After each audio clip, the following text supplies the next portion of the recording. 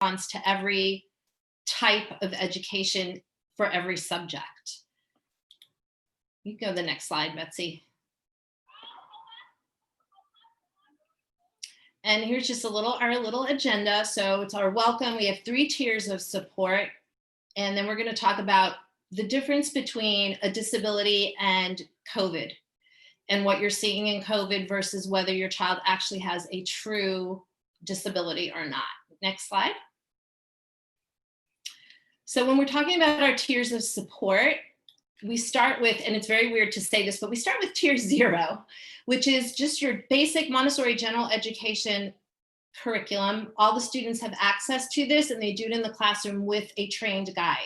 And I decided to put 2 pictures of math material on here because I wasn't quite sure what the makeup of the group would be, but the red rods are primary material and the checkerboard are an elementary material. And just for clarification, I'm actually elementary trained as well as special education. So I'm a little more geared to elementary just because that's where my training is, just so you know. But these are just 2 examples of material that would be used at tier 0 to teach your child. Well, the red rods are sensorial and the checkerboard is how you teach a child to do multiplication. Next slide.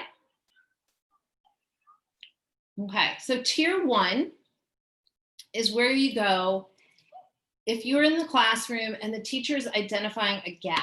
If there's just an area where your child is not retaining or understanding a concept, and in this tier 1, they're going to get extra support from classroom staff. If it's a behavioral issue, they're going to have support from our behavior staff, which Bobby Johnson is our master behavior person. And we also have an amazing social worker. We have one at each campus, fabulous work. May do some check-ins with the social worker just to talk about feelings and emotions, especially for our younger children who aren't necessarily able to articulate exactly how they're feeling. We would have a family meeting, we would meet with a parent and we'd say, this is what we're seeing. And classroom teacher saying, this is what we're seeing. We're gonna do a child study. We're gonna try and figure out how to help your child get through this little bump in the in the work. And asking just some questions I would ask to the classroom teachers, what are you observing? What have you already tried to close this gap? What do the parents see and what do support staff see? And it's really, really important to remember that our support staff see the children in ways that the guides don't see them, okay? They see them at recess, they see them at lunch, they see them at specials, they see them at times when maybe the guide isn't with them, and it's really important to make sure we're getting their feedback, as well as you, the parent. We definitely want to know what you're seeing at home because you may be seeing things that we don't see or hearing things from your child that they are not sharing with us. And so we're collecting all that information and the ideas are given to the guide to try. She can try a lot of different interventions. They're not necessarily research-based interventions, and because I see that most of the parents here are special education parents, so it's a little bit different at this level. It may not be a research-based intervention. It may be tweaks to the Montessori curriculum. It may be little things like that. And the data is collected for 4 to 6 weeks. At the end of that 4 to 6 weeks, a decision has to be made. Is the child making progress? Do we need to keep doing what we're doing and it's going well? Or do we need to do something more? It hasn't been going well. We're not seeing the progress that we want. And now we're going to move to tier 2. Next slide. And please tell me if I need to slow down. I'm from New York. I talk very fast and I talk with my hands. So if I need to slow down, just let me know. Betsy will let me know. Okay. So at tier 2, there's been a demonstrated lack of progress for the last 4 to 6 weeks at the tier 1 level, a new family meeting, and a full child study team meeting, which is the parents, the entire primary or elementary team, whoever is, whatever grade level your child is, and we're bringing in the interventionists who are going to be beginning to do work with your child. The interventionists that we have use some particular programs. If we're looking at a reading issue, they're using Orton-Gillingham, or we're going to move into some more guided reading, maybe more targeted practice in guided reading. And in math, they're doing more targeted Montessori and or traditional math, depending on what the skill is. But the interventionists are separate from the classroom staff.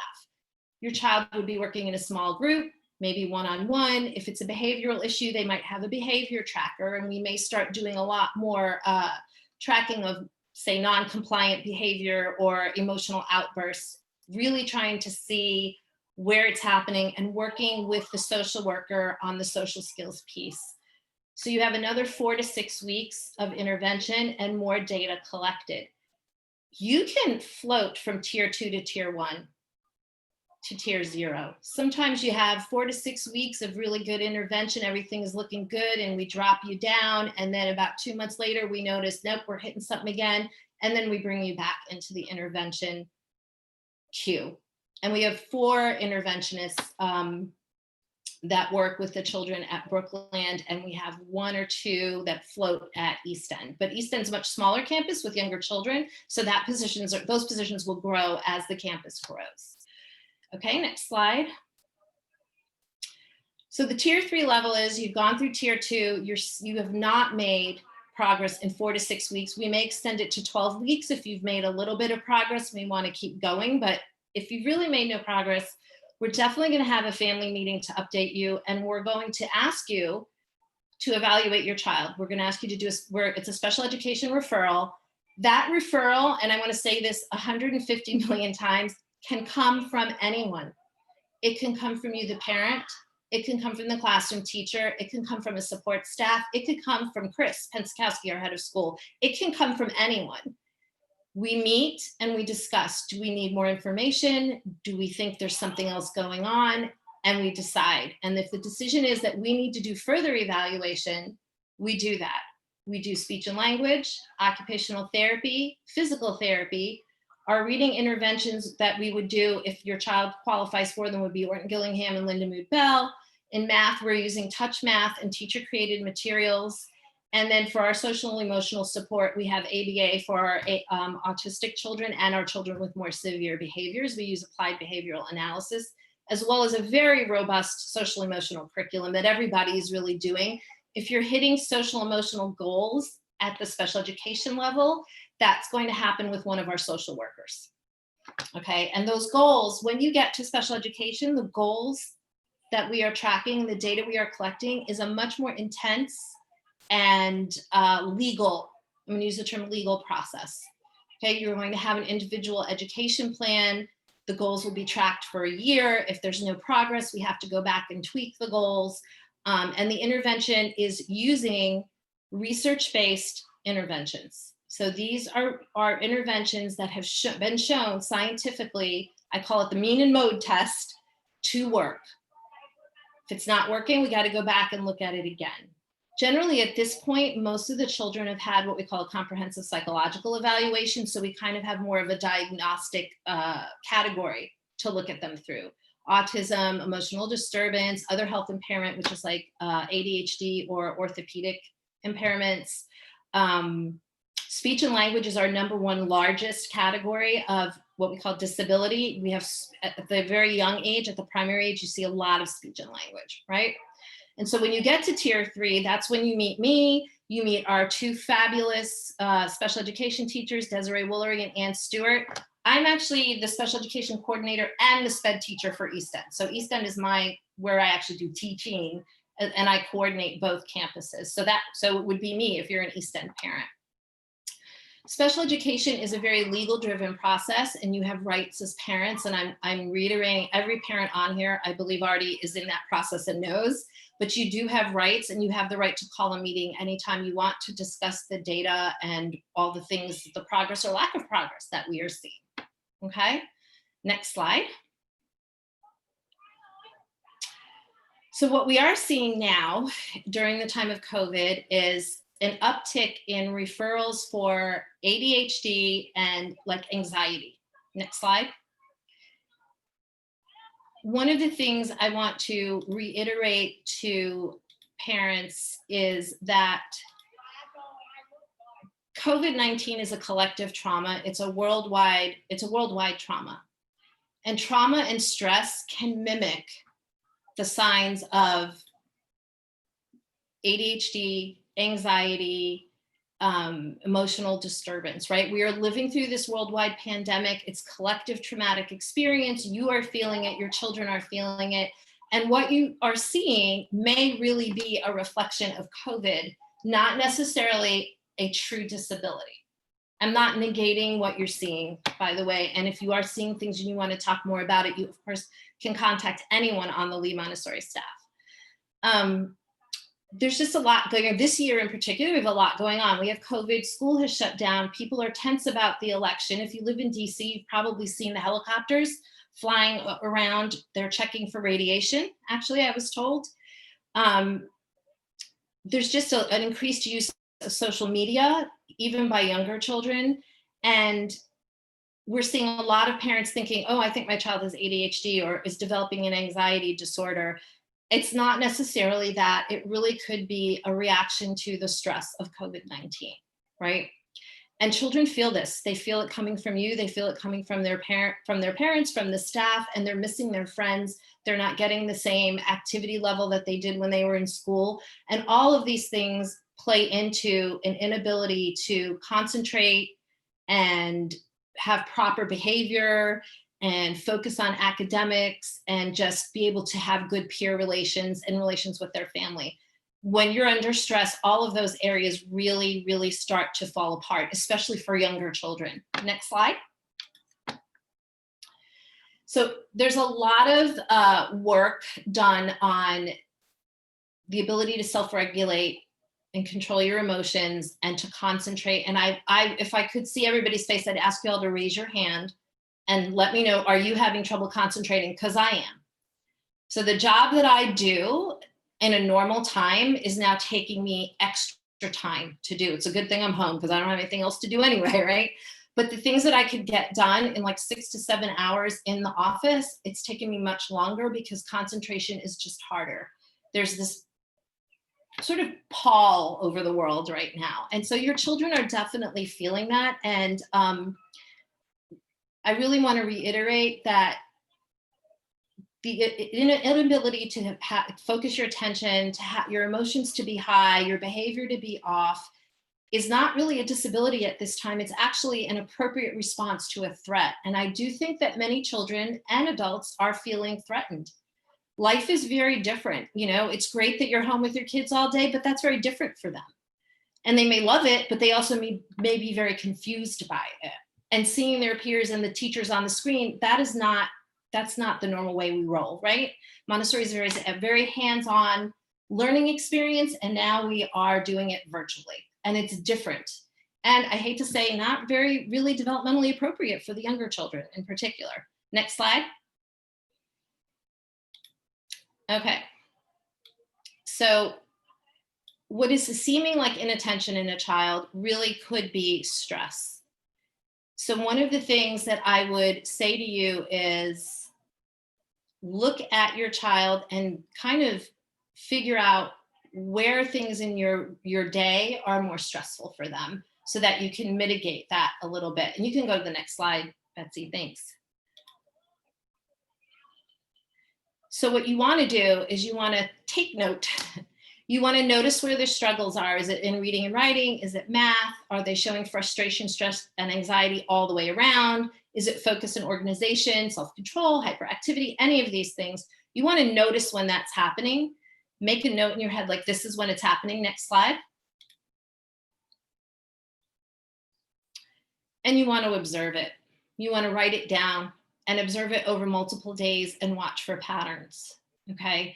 So a parent that I was talking to, as we were talking, she figured out that the thing that was setting her son off was community meeting. He just couldn't do it. And he would, right before it would start, he knew right before the time was coming, and he would just lose control. So that's something to observe. It's something to notice over a few days, and that's a pattern, right? And that's something that you want to take control of and say, okay, how can I make this better for my child? Next slide. Once you've noticed your pattern, once you've written it down, once you've taken, I call it taking data, but doesn't have to be that fancy. You're just noticing that over the course of 2 weeks, my child cannot do a community meeting, right? You want to talk to the classroom teacher. You can email me. You can email anybody on our staff. Everybody will help you with that. But you also want to talk to your child. This is a really good time to practice the skill of being collaborative and proactive. You've noticed a time when they're struggling.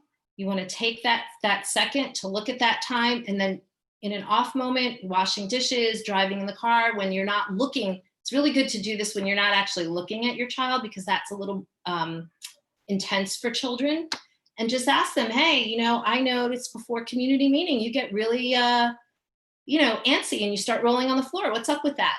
And see if you can get a response from them at what's triggering that behavior, whatever the time is that you're noticing a behavior or an activity or something that you don't think is going the way it should be going. It's really important to note, are they hungry? Are they on the internet too long? Are they getting enough time outside? Are they sleeping enough? Do they have enough free time to play? The brain needs exercise and free unstructured time to regenerate itself. It needs it even more now.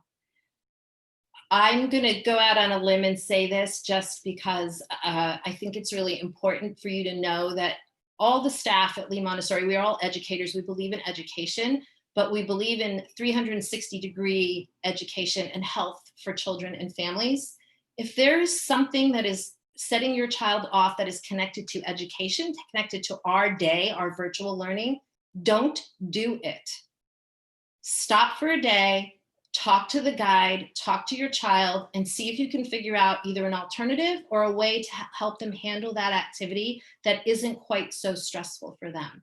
Because the goal is to have a happy, healthy child. It is not to have them sit in front of the computer and do a virtual learning session that is making them stressed out, right? That's not our goal. And there's not a guide here at Lee who would say, oh, your child has to attend. We don't care if they're stressed out and not enjoying it.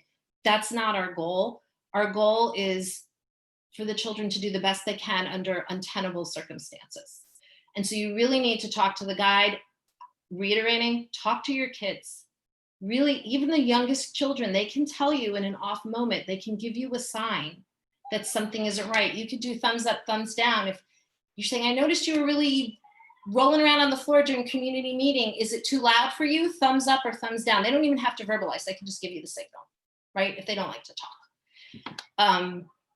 And then figuring out a way to get around that, work around it. You can always email me. I can help you with that. And definitely, absolutely talking to your guide. The guides are wonderful. They have tons of suggestions, and nobody's feelings will be hurt if your child does not enjoy a certain aspect of virtual learning. Trust me, they won't, their feelings will not be hurt.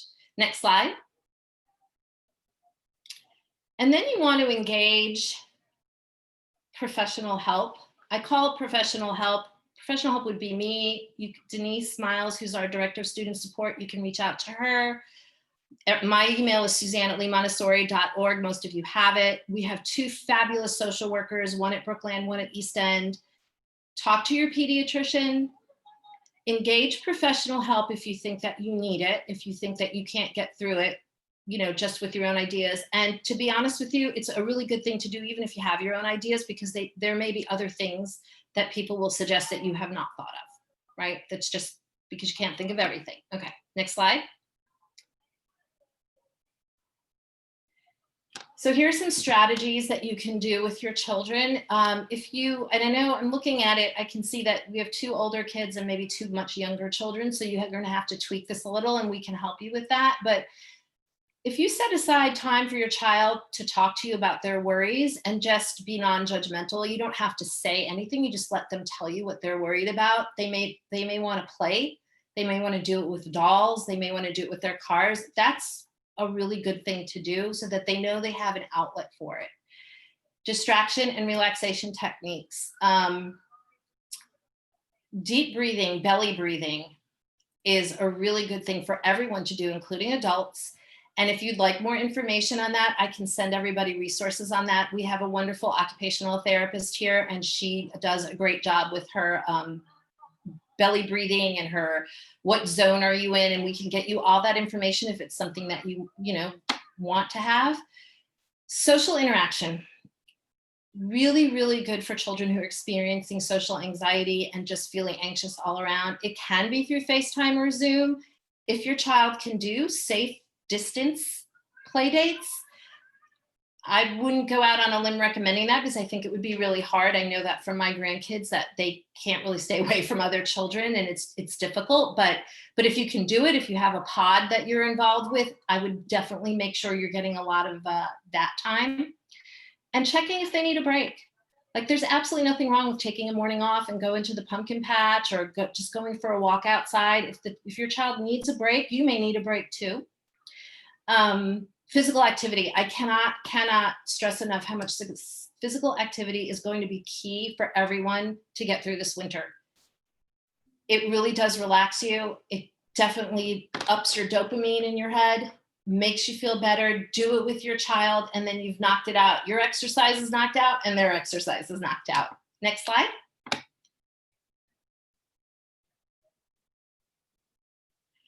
So here are just some, basic strategies. It's really important to kind of have a schedule in your day. This is not like summer vacation where you kind of just don't do anything. It's children really respond to boundaries and schedules. So you want to make sure you're getting up around the same time every day. You're getting dressed. You're eating sort of around the same time. Make sure everybody's got enough water. These are the times you're working. These are the times you go outside. But you want to have realistic expectations as well for yourself, even more than your children. If you are working and you have children and you're trying to do virtual education, you cannot do everything well. You just can't. So don't set yourself up for failure. Do the things that you think are important for your family. This isn't about what we think is important. It's what you as a family value. Okay? If you value having 3 meals a day together, do that. That's really, really important. If your laundry piles up a little bit, maybe let that go, right? If that's not something that, is going to stress you out too much. But it's really important to set realistic expectations for yourself and model that for your child. Okay? Your children need to see that. They need to see you modeling what it is you want them to do because they do follow you. Next slide. And then I just set up some links here for you guys to look at. Supporting learning during the COVID-19 panic. The first link is a really good set of modules from Vanderbilt University. Fabulous stuff for you to be able to sort of make virtual learning work better. 8 tips for parenting with ADHD. Those tips work for parenting any child. I love that training. I'm actually a licensed provider of the person who put that training together. And then Common Sense Media, Tips and Tricks for Distance Learning. They are an amazing organization. One of our staff people, her husband works for them, and they are fabulous. And they always have really, really good resources and tips. And that, I think, is the last slide. Am I correct, Betsy?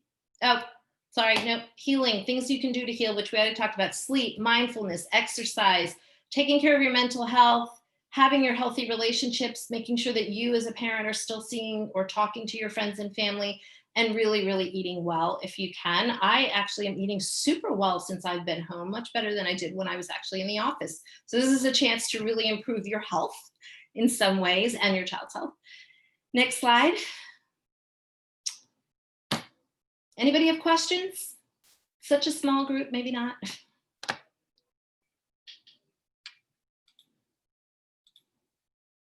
Oh, I know all the parents on this. I've talked to you all 1,000,001 times. Do you really have questions for me now? I'm trying to think of one. Okay. Yeah.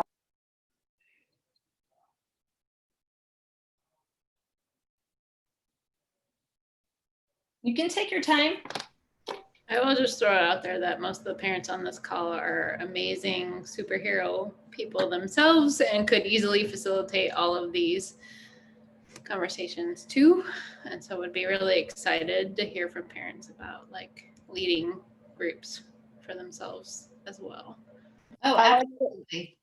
I like the recommendation of taking a day off, and I actually do plan on doing that. Me and Jay just staying in the house or flexing my time going to work late because I have that flexibility now. I did not before. So I really will definitely put that to use. I think that's a wonderful thing to do if you can do it, giving yourself a little bit of downtime and giving him a little bit of downtime too. That's really going to be important. And does anybody have any best practices they want to share? Yeah, I did notice that Aiden was getting a little bit overwhelmed with having when he has sessions with big groups, so like morning meetings or anytime we had lessons that had more than like 4 or 5 kids. If it was just like something he needs to listen to, so like read alouds, for instance, if he doesn't unnecessary benefit from read alouds, but he actually took it upon himself, and I was just going to throw this out there to any other parents, to do other things during the read aloud. So like actively listening, but also kind of doing something else. So he'll do like ST math sometimes because he really likes math. And so he'll just sit there and kind of get work through ST math while he's in his group. And then the morning meetings, we did have him sitting at his desk for almost all the sessions, and we realized that wasn't working for him. So now we let him kind of rotate around the house doing different sessions so he can kind of get a different view and kind of get comfortable and don't get stale just kind of sitting at the desk all day. Yeah, I think making sure that your child gets up and moves around is really important, because it is a part of their day in the Montessori classroom. I know that's very different for parents, because most of you, I think none of you on this call were Montessori children, but sitting at a desk or in front of a camera is not part of the Montessori day. So that right there is very difficult for the children. It's so different from what they're used to. So moving them around, you can purchase wobble chairs. So it's a chair that you sit on and the kids can wobble as they're looking. I have a couple of parents who have those, and they really, really like them. They're very good for children who need to move. And taking breaks, your children have like community meeting and read alouds, and they have one-on-ones with their teacher and with the classroom assistants. And I think if one of those sessions isn't productive that day, it's okay to say, you know what, I think we're just not going to do this today, and do something else so that your child's fresh. I think Sharita's right. If the big group meeting doesn't work, you can always do the smaller group meetings. And since most of you are have children with me, definitely have that flexibility when you have an IEP to do what works for your child. We can be really flexible. So if your child gets speech services and we have it scheduled 2:30 on a Tuesday, and that just isn't a good time, we can, sometimes we have a heavy speech caseload, but we can sometimes make that work in a different way for you. But definitely the movement is where you want to be with the kids. Anybody else? Latoya, what about you? I'm putting you on the spot. No problem. I don't mind being put on the spot. Let me put my camera on. Okay. You just wanted me to give like best practices? Anything you're doing that's working, or something you're doing that's not working? I'm going to echo Sharita and say that letting our kids move around the house has been really, really helpful, instead of just requiring them to be in one place, which we tried initially, and it just didn't work at all. So I'm going to say that's been really helpful. And then just being generally flexible with what works and what doesn't work. If we found that doing things, meeting one-on-one with the teacher and then having the camera on, and so that really wasn't working. So we decided we could do the one-on-one with the teacher, but the camera's off. So you don't have that sort of direct, like staring into your face kind of feeling. And so we've just been learning to determine that if something doesn't work, then we find some sort of compromise where we can still, for the most part, do whatever's being required. But it's also working for our children. And so sometimes that means we're going to do some of the seesaw activities, but then other days it means we're not going to do them at all. And so it's just finding the balance. It's just finding what works for each individual child and being willing to say, everything's not going to get done every single day, but that's okay. And just making it work. So I think that's what we've been doing and continuing to do. And even, we're already several weeks in, but every week we're saying, okay, we need to switch something else up, because even though we've tried one compromise, that's still not working. And so it's just making the shift. And I feel like we're constantly making the shift. Yeah, and we even went to our teacher and just asked her if she would just give us a list of activities that she actually really needed him to do versus things that are just like optional, and then kind of remove the rest of it from Seesaw, because we found that it was getting overwhelming just looking that you have so much to do. Even if you say, it's okay, you don't have to get it all done, it's still like looking at a full list of like 20 items would get overwhelming.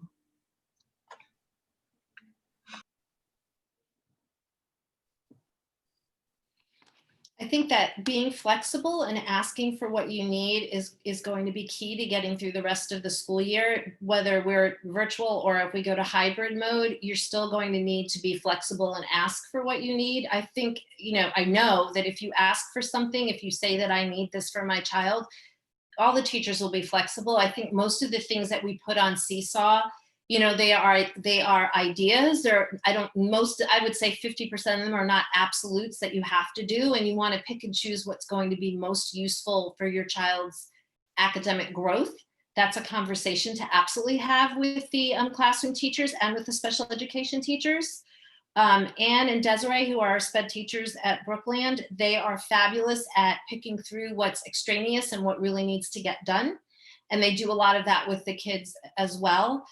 Use the staff. If you can't get your child to do something that they need to do, then use the staff and say, hey, I'm really struggling with getting them to do this. Can you support this work? And a lot of times the guide will come back and say, yeah, they don't really need to do that. That's an optional thing. I want them to do this instead. So that open communication with the classroom teacher and with the special education teachers and with related service providers. I believe everybody on here is actively having, access to related service providers, but our occupational therapists she's got fabulous ideas about how to help children with core body strength and staying attentive and activities that they can do to fidget. Speech and language pathologist, she's tons of games you can play with the children that help build their vocabulary and their phonological awareness. Asking any of our interventionists. Grace is one of our reading interventionists. Most of you know Miss Reed, Maisha Reed. We've got Kamisha Edwards, Kate Schlang, though she's in for primary. Definitely reaching out to the staff and saying, I'm not really sure how to make this happen. What do you think? And brainstorming more ideas. But also knowing that, none of your children are going to not be successful in the future. This is just a bump in the road, but we're all experiencing the bump. So they're not any further behind than any other child. Technically, every child is behind now. And in reality, if every child's behind, then nobody's behind, right? Because we're all in the same place. And we're just going to have to modify and accommodate all the children, not just special education children, but all the children in the building. All of our kids need support, and parents need support too. So for the parents who are on here, if you know that you see that another parent is struggling, give them that pep talk. And our word at Lee Montessori this year is grace, and it's one of my favorite words. Give everybody the benefit of the doubt, including yourself. Giving yourself grace is the hardest piece. You are all doing the best you can. You really are. It may not be perfect, but it's never going to be perfect. And you need to sort of wrap your mind around that piece of it, right? You're raising your children, knock wood. As far as I know, all of your children are fairly healthy. None of them have COVID. You're in your home. You're okay. And sometimes that's just enough. Your children are going to learn to read. We will make sure that happens. If it's not happening right today in October, it's going to happen at some point in their career at Lee Montessori. They're going to learn how to do math. They will learn how to do all the things they need to do. This is the time to really just focus on keeping the calm and the peacefulness. And if you're lucky enough to be home and not going out to work every day, and even if you are going out to work every day, you can really enjoy your children in a way that you most likely will never have the opportunity to do again. You are seeing them in an environment that you're never going, unless you homeschool, you will never have this time back with them. This concentrated, it's not always great. I know that. I can feel that vibe coming out. It's not always great. Sometimes you want a break and you deserve one, but if you can spin it a little bit and say, hey, it's not a bad idea on a Wednesday afternoon if we all lay in bed and watch a movie. We're never going to get the chance to do that again. Let's do it today. And kind of looking at it that way and using your support system, using us, using your friends, using other parents. And I do just want to put a little plug. If you do know of a family or children that are struggling, please reach out to one of us so that we can help. Okay, we are here for that. And we really do want to help anybody who needs help. I know I'm the special education coordinator, but any child is fine. You can reach out to me, Betsy, Denise, Bobby, Rochelle, Alec, anybody. You have all our emails. You know who we are. You can reach out to the guides, because we want to make sure that we reach out to all parents, and we want to help the parents as much as we want to help the children, because we're a team. Can't do it without you. Any other questions? No, I do have a comment. We implemented, I found that my son was stimming a little bit more because I guess he was on the screens more.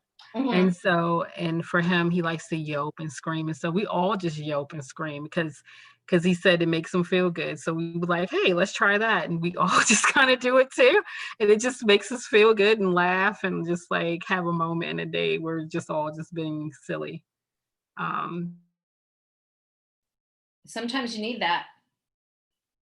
Does that include grandma, Sharita?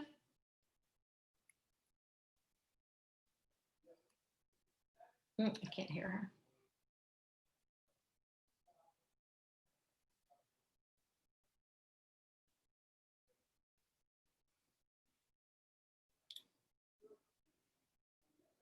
Did we lose audio? Can you guys hear me? No, I can hear you. Okay, all right. So does anybody else have any suggestions or any comments that they want to make before we wrap up?